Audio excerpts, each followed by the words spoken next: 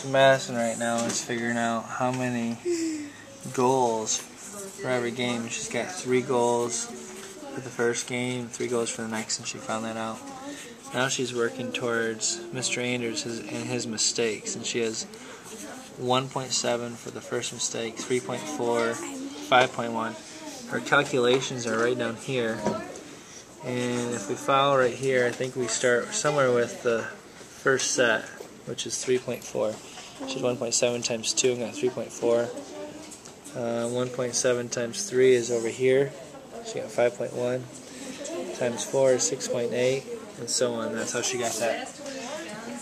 Quaymont right now is working on the goals as well, and he has in 2 games 6 goals, 3 games 9, 4, 12, 5, 15. So he's doing it absolutely right too. Nice job, Quay. Okay, Andres is doing the same thing. Andres, how did you figure out how many mistakes per day?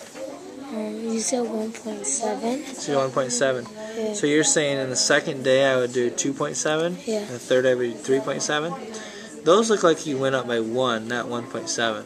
Oh. How could you change that? I'll come back. We'll see how you did.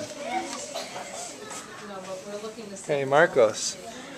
Marcos has 3 goals in each game, so he also has that correct.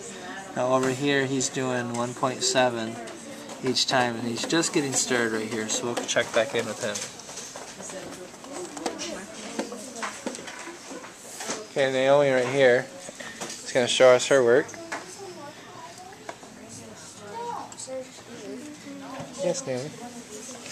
Alright. So she's thinking correctly too here. Each game has 3 goals, and so she also has 5 games, it's 15. How could you just take just the 5 games without having all of this, Naomi? How could you just use the 5 to figure out 15? What would you have to do to the 5?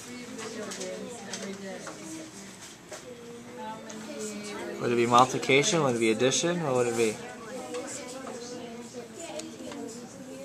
Is there a relationship between 2 and 6, 4 and 12, 5 and 15? What's the relationship?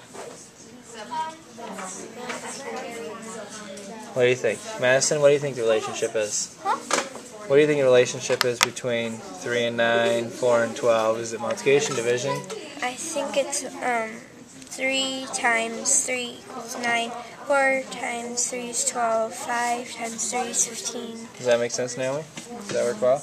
Okay, so you have the same thing down here, and you're doing it right. 1.7, 3.4. 3 groups of 1.5 would be 5.1. Or I'm sorry, 3 groups of 1.7.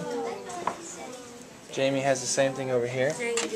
Now, Jamie, what are you doing right here with all the fractions? 1.7 is equal to 1 and 7. Oh, wow. So I thought it was easier to... You know, that's a different way. I didn't even think of doing it that way. I like it, though.